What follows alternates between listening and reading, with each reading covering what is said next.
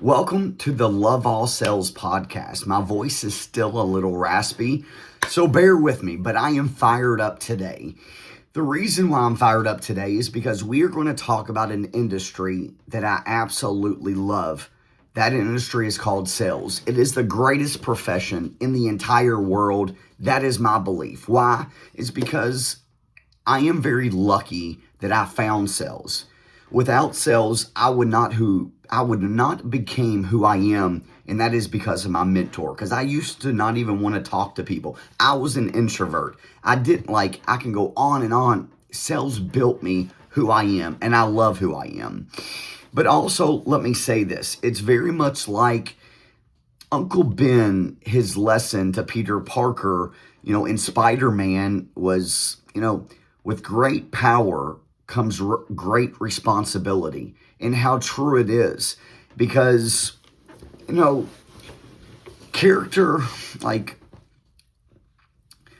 let me just go on to say this. The ability without character is dangerous, but ability with discipline, that's how you change lives.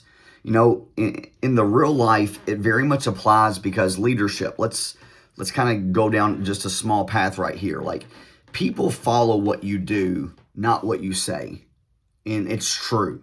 So that's why the old saying is you lead by example. And your words shape belief. That's influence. That's so important skill. The better you get, the more accountable you truly become. Power just isn't talent. It's truly impact. And first, the higher you rise, the more people your actions are going to affect. And the reason why I say that stuff is because I sincerely believe, so many people get in sales because of the ability of freedom. Because, it's not like a warehouse, you just work. They can come and go, and it's freedom to a lot of people. And they like that aspect. But also, sometimes a lot of people can't handle the freedom. And what I mean by that is if you get in sales, the people that do it a bad way give us good people who do it the right way a bad rap. And that's people in general, I understand. But sales is the greatest industry in the entire world. I come from nothing, and everything that I've accomplished so far, keyword so far, because big things ahead, is because of sales. And the part of the reason why I became who I am is because of a mentor. I had someone who believed in me before I believed in myself. Did I think that I was worth in 2003 $100,000? No. Let me say it was just shy of $100,000. But that's what my mentor told me I would make in my first year, and it was just shy of that. And keep in mind, I didn't make a sale for 3 months, and I still made that. So, but going back on track, sales is so amazing. But this is my honest opinion, and that is most people get in sales, and they truly have 1 day, 1 week, 1 month, 1 years of experience. It multiplied by years and decades. They don't get better at sales. I'm going to kind of go into the car business right here, okay? And that is so many people get in the car business and they just kind of get good, not great, at showroom ups, internet leads, inbound phone calls. They do not master how to sell out of the service department. They do not master how to do Facebook Marketplace. They do not master how to build an audience and retain their customers. They do not, which is the most important out of everything, is to master the phone. These are all areas of prospecting. And until you master all of them, you are not going to reach your full potential. You are not. There's no way, shape, or form. My goal was always to get to 100 cars. That was my goal, because there was somebody named Cody Carter. He's, the number one, number two top salesperson in the entire world. Sells 170, 200 cars a month. I think last year he did like 2,000 cars, which is insane. But that's him. And back then, when I was selling cars, he was doing, I think, about 140, 150, maybe a little bit less. So I was like, I always want to have somebody that I'm chasing. And it was always him because he was the number one. And my goal was to chase and beat him. But he was selling Toyotas, no excuses, which is an easier brand. I was selling Volkswagens in a very smaller market. But yet again, like, it still did not hinder me from believing that I would get there and beat him. And I just had to level up my skill set. I had to learn how to prospect. I shouldn't say learn. I had to learn how to master prospecting. And that's what I teach now. So sales is the greatest industry. No one can ever convince me otherwise. You can go as far as you want to. But these are the things that truly, like, there's an old saying, you'll never outgrow your own self-worth.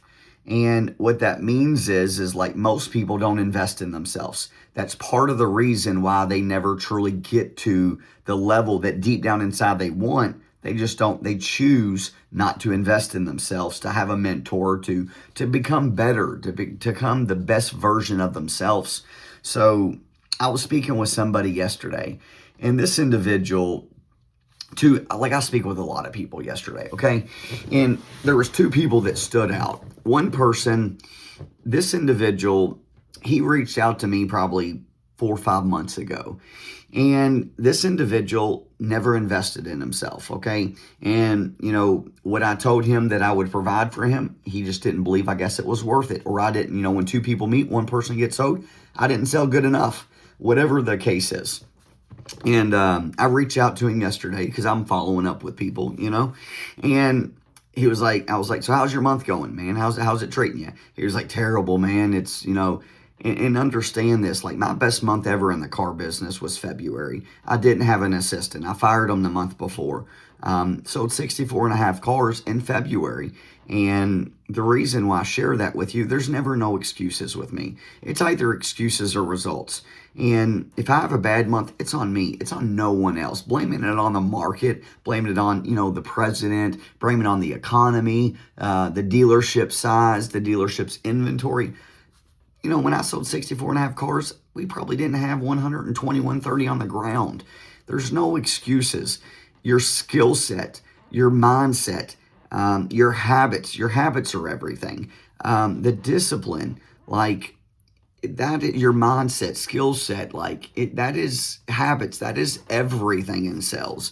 And if you're not constantly leveling that up, you're never going to reach your full potential. So when people tell me that they've done this for 4, 5, 10 years and they're selling 20 cars, if you're content being there and you're happy, great. That's never me. I'm never, I shouldn't say I'm never happy because I'm always happy, but I'm never content. I always want my numbers to go up because if they're not going up, then you're not growing. If you're not growing, you're dying. And I mean that in the nicest way, but so many of us get in sales because we want to make money. And then we just stay average. And average is the true enemy. That's who you shouldn't want to be associated with. If you're listening or watching this, how do you rate yourself? Me personally, and I mean this in the most humble ways, I believe I am one of the best automotive salespeople that has ever done it. And I mean that in the nicest way because I feel like I have mastered showroom ups. I feel like I've mastered inbound phone calls. I feel like I've mastered internet leads. Why do I feel that way? How can I say that? It's because showroom ups, I close 70 to 81% of people, every single person, every single month for over 5 years. That's amazing. National average is 1 out of 3. I did 7 or 8 out of 10. That's why I feel like I can say that on showroom ups. Inbound phone calls, national average 1 out of 3. Constantly, I was over 60% every single month. Typically 2 out of 3, that is. Amazing.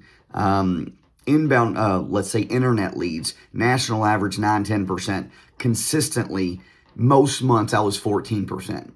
Some months 15 to 18, some months it was 12, but consistently it was 14%, which is amazing. Stud status. I've mastered how to sell out of the service department. I was speaking with somebody yesterday who runs a lot of dealerships, and he was like, we're not doing a good job. And, that's, and I believe that he's going to sign up for me to train his dealerships. And that's one thing that I'm going to work on his team with, because like in sales, you're never going to outgrow your own self-worth. So you've got to master these things. And how can I keep saying like I mastered it? It's because I've mastered how to sell out of the service department. There's one way that I personally developed that I feel like is the best way. And moving on to the next, like Facebook Marketplace, I killed it by massive action. And then my favorite thing is the phone.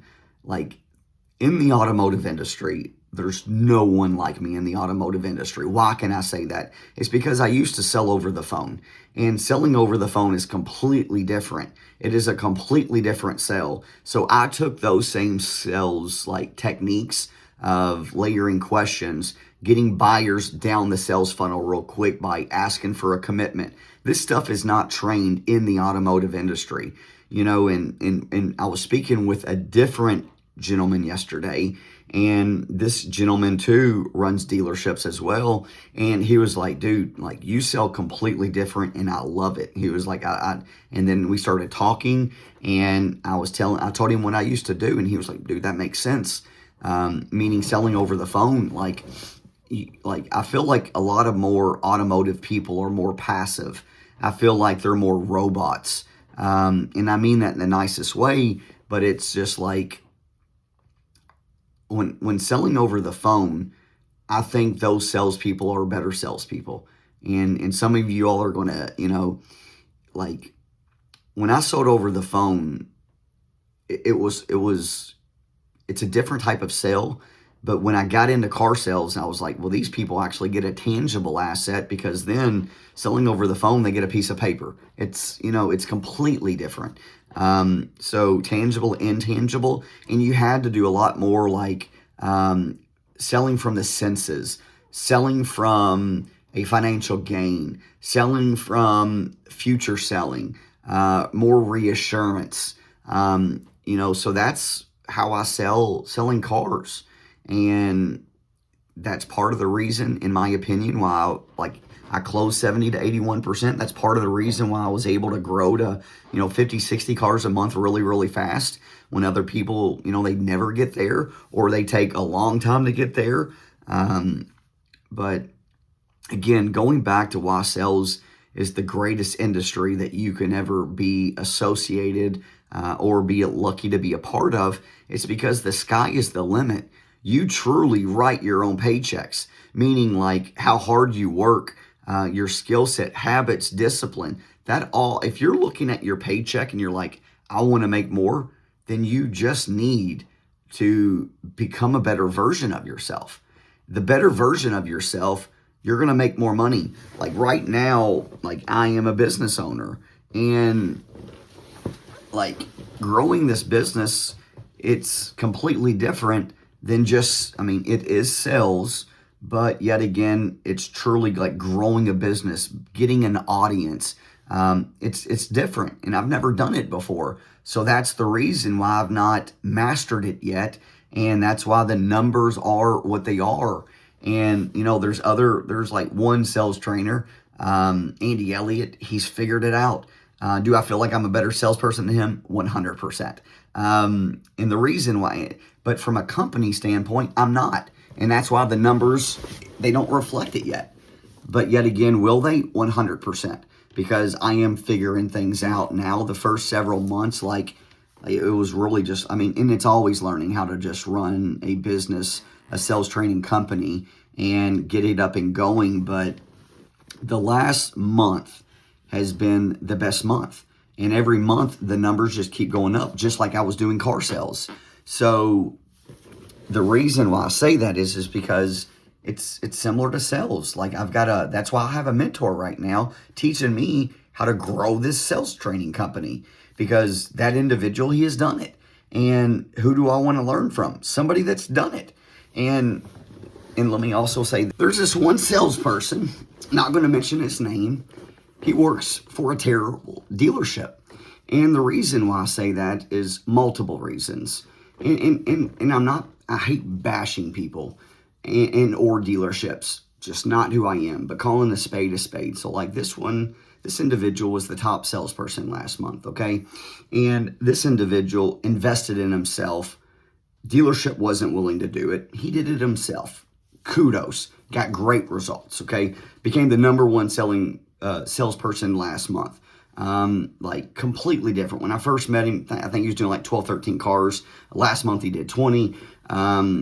Like just great guy, just wanting so much, like wanting to get so good in the industry, wants to move up, wants to become a manager, loves teaching. Like he's like became a very close friend of mine. And this individual, like, and I'm going to go into a few different reasons. Like his GSM has he's never sold cars before, and that's okay, but he's not truly a real leader. You can't hire that individual, in my opinion. Doesn't lead by example. And then on top of that, like this dealership, they forced, like, I've spoke with them multiple times about possibly doing training, and they always like just put it on the back burner. Like one thing is like, I don't think I have the right team that I want to invest in. Well, you run the team, buddy. And that's what I wanted to say, but I didn't.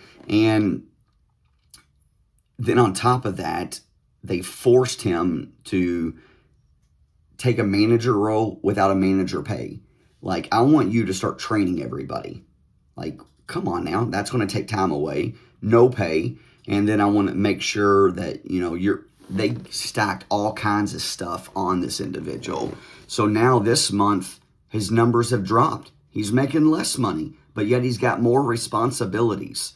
Like, you should not do that to an individual who is truly 100% like all in, like, and he's been there for years.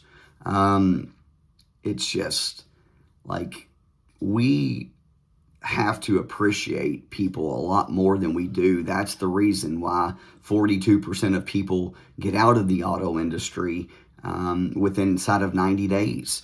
That's part of the reason why, like, you're forcing this individual's hand. And not going to go much deeper, but like there's another one inside the same automotive group that, called their dealership, and their person was terrible. And I mean terrible. So, we speak at first, like they took offense to it. Like, I'm just showing you that what you're doing right now needs help. And that's all I'm trying to do with making phone calls and recording them and posting them. And I don't do names, don't do dealership names. I'm not doing that. But this person, they knew who they were. And, and I was trying to get them to sign up. I even told them, like, hey, I shopped your dealership. This is what happened. Took offense to it, And they're like, then after that cooled down, they're like, let's meet. And then, I tell them what it would cost, because they wanted to do like me in-person training. And understand this, like, I do it with one automotive group because they pay me and it's worth my time. And the other days, I'm committed already. And then this person, they wanted an entire day. So I told them an amount. And at first, like, a couple days later, like, we're not interested. I made my decision. I was like, well, let's do less training because they wanted a full day. I've already made up my decision. So I'm going to shop them again. Like, it's just like, we need to invest in our people. If your dealership doesn't, it's your responsibility. It's not your dealership's responsibility. I think that they should. But at the end of the day, it's not their responsibility. It's truly up to you. If you want to make more money, take it on yourself. There's no free rides in this world, and I'm a firm believer in that. So at the end of the day, like, going back to it, like, sales is the greatest industry that you could ever be in. You write your own paychecks. You dictate what you are worth, because you invest in yourself or you choose not to. Like if you invest in yourself and go with somebody who's been where you want to go, you're going to get to where you want to go a lot faster. And you're going to avoid a lot of the less headaches. You're going to avoid the inconsistent months. You're going to avoid so many things. That's why I love reading books, is because you can take that person's knowledge over years, decades, condense it into a few hundred pages or so, and you can learn. That's why sales is just so beautiful to me. It's like, I think the phone is the lost art. So many people nowadays just want to text. So many days, and understand this, I remember, it makes me think of John Hunt, which was my assistant for years and years. And I love John Hunt. John Hunt and me are still close. John Hunt, this individual, he came with no sales skills at all. And he would always want to just when can you come in? When can you come in? That was always his go-to. When can you come in? I was like, buddy, you can't do that. You can do it. It's just not going to be effective communications. So his first few weeks, he had a lot of just conversations. They just didn't mean anything. Meaning activity without accomplishment means nothing. You can go to a dealership and work all day. And when I say work, be present, but not truly work. Or you can go there and work all day, make a lot of phone calls, but they're not effective calls. They're just, and you can get in front of all kinds of people, but they're not effective communications, conversations. And that's the reason why I don't like having a brand new person and just putting them on the showroom without training, because they're going to burn through ups. Those ups are what feed other people's families. So I'm not going to have somebody just take ups before I feel confident that they can close them. I'm not going to have someone take phone calls if I don't feel like they're going to be prepared, that they're going to close it. I'm not going to have people take internet leads if they're not prepared. I do the training, the onboarding before you actually go out there and you start working, basically. And I believe that that's the best way to do it, because training, role playing is everything. And also, if that's why 42% of the people don't leave, part of the reason is because they're not prepared. And, one of the most meaningful conversations that I've ever had in my life was Rick Pitino, and I'll never forget it. He was like, you heard of the 5 Ps? Because I met him one day, night after Loveall, I think, won the Elite Eight, and we're out there. I used to donate to the University of Loveall, and I got a chance to meet him. And I was like, so, how do you win everywhere? And he was like, that's easy. It's the 5 Ps. Do you know what the 5 Ps? I was like, no idea at all.